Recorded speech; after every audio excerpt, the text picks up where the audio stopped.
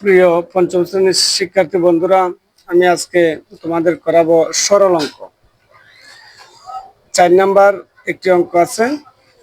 8 বিয়োগ দ্বিতীয় বন্ধনী শুরু প্রথম বন্ধনী 24 যোগ 12 প্রথম বন্ধনী শেষ ভাগ 18 যোগ 4 দ্বিতীয় বন্ধনী শেষ। আমরা জানি সরল অঙ্কের বেলায় প্রথমে এই বন্ধনীর কাজ করতে হয়।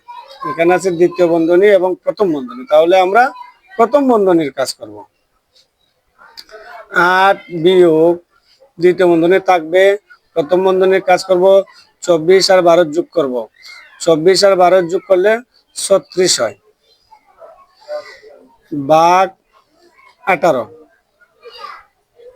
যোগ 4 দ্বিতীয় বন্ধনী শেষ। 8 বিয়োগ, এখন আমরা দ্বিতীয় বন্ধনীর কাজ করব। দ্বিতীয় বন্ধনীর মধ্যে ভাগ প্রথমে আছে, প্রথমে ভাগের কাজ করব। 36 কে 18 দ্বারা ভাগ করব, 36 কে 18 দ্বারা ভাগ করলে 2 যোগ 4। 8 বিয়োগ 2 আর 4 এর যোগ করলে 6, বন্ধনীর কাজ করব। 2 যোগ 4 6, আর তা কি 6 বিয়োগ করলে 2। এই অঙ্কটার উত্তর 2। ধন্যবাদ সবাইকে।